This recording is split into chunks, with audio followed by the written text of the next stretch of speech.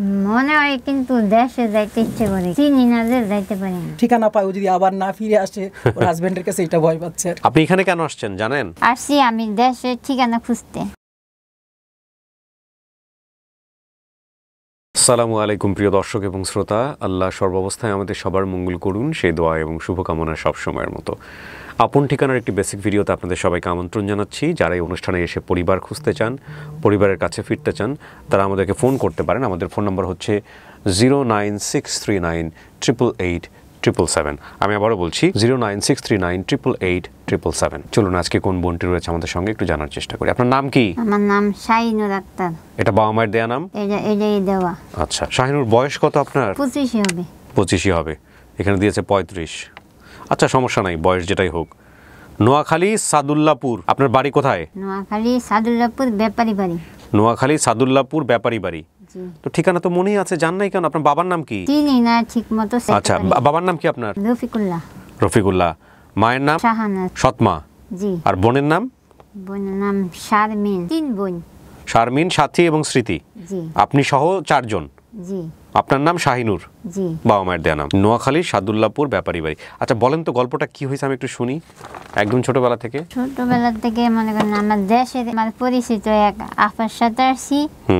ওইখান থেকে আরেক জায়গায় গেছি, আরেক জায়গা থেকে আরেক জায়গায় গেছি, এই কারণে হারাই গেছি। চীন না যাইতে পারি না। বাট সেটা কেমনে হইলো, কিভাবে হইলো? এই কারণে আমি আর চীন না যাইতে পারতেছি। দেশের বাড়ি থেকে কার কাছে আসছেন, কিভাবে আসছেন, পুরো গল্পটা আমাকে বলতে হবে বিস্তারিত। দেশের বাড়ি থেকে? দেশের বাড়ি থেকে আমার এক পরিচিত, উনি আমাদের দেশের আর কি। হ্যাঁ। ওনার লগে আইছি। ওনার কাছে। ওনার লগে কেন আসলেন? ওনার লগে আইছিলাম। কিভাবে আসছেন ওনার লগে? উনি বলে আমার কাজ করা লাগবে না, হ্যাঁ তুমি খালি আমার দেখাশোনা করবা। আপনার আম্মাকে বলে নিয়ে আসছে, আপনার ফ্যামিলিকে বলে নিয়ে আসছে? না, ওনার সাথে আমার দেখা হয়েছে। দেখা হয়েছিল তো ওনার সাথে আমার যোগাযোগ হয়েছিল, তারপরে ওনার লগে আইসে পড়ছি। আচ্ছা, আপনি নিজে নিজে আসছেন? হ্যাঁ, আমি নিজে নিজে আইছিলাম। এখন জায়গায় অন্য অন্য জায়গায় ঘুরতেছি, এখন আর চীনা যাইতে পারি না। আপনার বাপ মার কথা কি মনে আছে? বাপ মার কথা মনে আছে, কিন্তু আব্বা যে অত বছর আসি, কিন্তু আব্বা বাচ্চা আছে না মরে গেছে, এটা কইতে পারি না আমি। আপনি যখন বাড়ি থেকে আসেন তখন আপনার বাড়ির অবস্থা কি ছিল? আমার বাড়ির অবস্থা মোটামুটি ভালো আছে। আমার আব্বু আম্মু সবাই দেশে থাকে, ওনারা কোনো কাজ কাম করে না, ওনারা দেশেই থাকে। আপনার আর ভাই বোন যারা ছিল তারাও কি আপনার সাথে চলে আসছে নাকি শুধু আপনি আসছেন? শুধু আমি আসছি। তো আপনার আর ভাই বোন সবাই থেকে গেল আর আপনি আসলেন, বাবা মাকে না জানাই চলে আসলেন? ওরে আমার মাথায় কাজ করে না। আপনি এখানে কেন আসছেন জানেন? আসছি আমি দেশের ঠিকানা খুঁজতে। ওনার সঙ্গে যে ভদ্রমহিলা আসছে, আমি একটু কথা বললাম, ওনাকে ভিতরে পাঠাও। হতাশ হওয়া যাবে না, ধৈর্য হারা হওয়া যাবে না। এটা আমার আজকে দিনের 6 নম্বর রেকর্ডিং। আপনার নামটা একটু বলেন প্রথমে। আমার নাম মাহিদা। মাহিদা। আপনি ওকে চেনেন কতদিন যাবত? আমার কাছে ও 10 বছর। 10 বছরের মতো। আপনারা ওকে পেয়েছেন কিভাবে? ও বল যেটা যে ওর থেকে আমি শুনছি যে ওর গ্রামের লোক মানে পরিচিতর সাথে ও ঢাকায় আসছে। জি। ও তখন ছোট ছিল। ও এসে কি ফার্স্ট আপনাদের কাছেই পড়েছে? আচ্ছা। পরে ও যখন ওখান থেকে কোনো কারণে বের হয়েছে, তারপরে ও আর বাসা চিনে নাই। পরে ও খুঁজতে খুঁজতে পরে এক বাসার সামনে আসছে, ওনারা ওকে আশ্রয় দিচ্ছে আর কি, যারা প্রথম আশ্রয় দিচ্ছে ওনারা আবার পরিচিত আর কি আমার ভাইয়ের। এখন ওনার মাকে দেখাশোনা করতো, ওনার মা মারা যাওয়ার পর পরে আমার ভাই যেমন আমার বাসায় আইনা দিচ্ছে। আচ্ছা, সো আপনার বাসাতেও 10 বছর ছিল। এই ঠোঁটের যে কাটাটা, ওটাকে ছোটবেলা থেকেই ছিল ওর? এটা কি ওর কোনো জন্মচিহ্ন বা কোনো কিছু? ওর জন্মগতই ছিল। ওর অপারেশন, ও বলছে যে ওর বাবা নাকি এটা করছে, অপারেশন করছে। ওর বাবা ওইটা আমাকে বলছে। আপনার বাবার নাম কি? বাবার নাম রফিকুল্লাহ। রফিকুল্লাহ। উনি অপারেশন করছে ছোটবেলায়? এটা কেমনে হয়েছিল, কিভাবে হয়েছিল? জন্ম থেকে, এটা জন্মদাগ। ও আচ্ছা, জন্মের ওই যে অনেক বাচ্চা যে ঠোঁট কাটা যেটা হয় সেটা পরবর্তীতে জোড়া দিয়েছে। আচ্ছা, এখন কথা হচ্ছে কি, ওনা ঠিকমতো বলতে পারে না অনেক কিছু। ও একটু বোকা টাইপের, ও সহজ সরল আর কি, মানে ও একটু বুঝে কম। আচ্ছা, একটু বোকা টাইপের। 10 বছর আপনার ওখানে কাজ করার পরে কোথায় গেল? ওরে আমি বিয়ে দিয়ে দিছি। আপনি বিয়ে সাথে দিয়ে দিয়েছেন? কি জেনেছেন ওর সম্পর্কে একটু বলেন তো আমাকে। আমি তেমন কিছুই পেলাম না ওনার সাথে কথা বলে। 2-3 মিনিটের বেশি কথা বলতে পারে না আর কি। মানে ক্ষণে ক্ষণে ওর সঙ্গে কথা বলে কোনো কিছু জেনেছেন কিনা যেটা ওর পরিবার খোঁজার জন্য সাহায্য হতে পারে?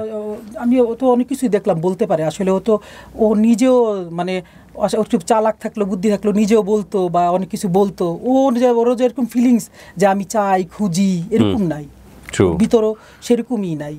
পরে আমাদের এখানে আছে, আমাদের এখানে থাকে। পরে আমার শ্বশুর, আমার বুড়া বয়স্ক শ্বশুর আছিল, ওনাকে দেখা, আমার শাশুড়িকে দেখাশোনা করতো। তারপরে আমি দেখলাম যে এক সময় দেখি বিয়ে দিয়ে দিই, কেন ওর তো আর কেউ নাই গার্জিয়ান। দেখা যায় কি ওর জন্য কে ই করবে। পরে আমি দেখা যায় কি যে ওরে যে করোনার মধ্যেই আমি ওরে বিয়ে দিয়ে দিছি আর কি। আচ্ছা, তো মাশাআল্লাহ সংসার করতেছে এখন? জি জি এখন করতেছে। বাচ্চা কাচ্চা চাকরি করে। বাচ্চা কাচ্চা হয়েছে? না না, বাচ্চা কাচ্চা এখনো হয় নাই। তো এখন কথা হচ্ছে ওনার স্বামীর অনুমতি আছে? ও যে পরিবারকে এখন খুঁজতেছেন আপনারা? ওর হাজব্যান্ড ঠিকানা তো খুঁজে পেতে চাই, তারপর ভয় পায়। ও যদি ওর হাজব্যান্ড নাকি ওরে বলছে, আসার সময় জিজ্ঞেস করলাম যে ও যদি ঠিকানা পায়, ও যদি আবার না ফিরে আসে ওর হাজব্যান্ডের কাছে এটা ভয় পাচ্ছে আর কি। ওখানে কি এটা বলছে। ওর তো সবই মোটামুটি মনে আছে। হ্যাঁ আমি আসলে ও যে এত ডিটেইলস আমি ভাবছি ও কিছুই জানে না। ও তো এই টাইপের না। ও তো নিজে থেকে চলে আসছে। হ্যাঁ ও নিজে থেকে চলে আসছে, ওর বাপ মা জানেও না ওর কথা অনুসারে। না, ওর কাজ করতে আসছিল। ওর বাপ মা আসছিল কাজ করতে? মানে ওর হারানোর ঘটনাটা আপনি কি জানেন? আমি জানি যে ও যে এইটাই আমরা বলছি যাদের সাথে আসছে ঢাকায়, নিশ্চয়ই ওর সৎ মা তো, ওর সৎ মা আসলে সেইভাবে ওর করতো না, সাপোর্ট দিত না। হ্যাঁ, তারপরে ওর মা জীবিত আছে, ওর মা মনে হয় মানে মানসিকভাবে মনে হয় অসুস্থ। হ্যাঁ অসুস্থ মনে হয়। আচ্ছা, তো ঢাকায় কাজ করতেও আসে কিভাবে? ওই যে গ্রামের মানুষের সাথে আসে না, যে গ্রামের আত্মীয় মানে পরিচিতর সাথে আসে, নিয়ে আসছে। এবং আমার ধারণা কাউকে বলেও আসে নাই, ও ঠিক আছে চলেন যাই এরকম একটা ব্যাপারে ও চলে আসছে। আর এই আপনার মার কথা মনে পড়ে, বাবার কথা মনে পড়ে? মনে হয়, কিন্তু দেশে যাইতে ইচ্ছে করে, চিনি না যে যাইতে পারি না। ওরা দেখাইছেন আমার দুই একটা অনুষ্ঠান? ও বলতে পারে না, ওগুলো বলতে পারে না, ওগুলো দেখাইতে হবে। এখন তো আমরা যেহেতু ভিডিওটা ধারণ করলাম, দেখা গেল বাপ মা সত্যি সত্যি আসছে, খুঁজে পাইছে, ও এসে বুঝতে পারবে না যে কী হইতেছে। সো ওকে একটু দেখায়েন, ওকে একটু বুঝায়েন বাসায়, মাস্ট। এটা না করলে যেটা হবে যে আমরা সাকসেসফুল হয়েও অনেক সময় সাকসেসফুল হতে পারবো না। ও জানে কিভাবে আজকের অনুষ্ঠানের কথা? ওকে কে বলছে? কিভাবে নিয়ে আসলেন আপনারা? আবার ইদানিং দেখি যে নিজে ওর ফ্যামিলি খুব চাচ্ছে।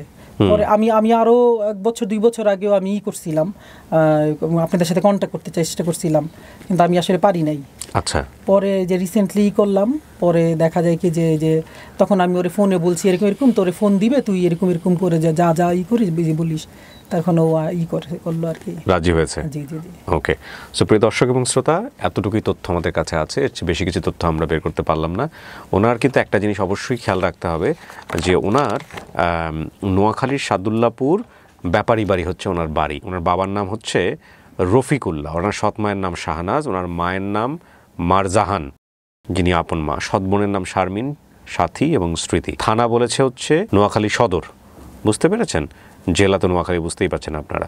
সো একদম পুরো চিঠি লেখার ঠিকানা মনে আছে। ওকে আমরা চাইলে ওর বাড়িতে ফেরাতে পারবো, সবাই মিলে যদি একটু চেষ্টা করি। সো আসলে আমরা সবাই মিলে একটু চেষ্টা করি। একটা ভালো সংবাদের প্রত্যাশা আমরা শেষ করছি আজকের মতো।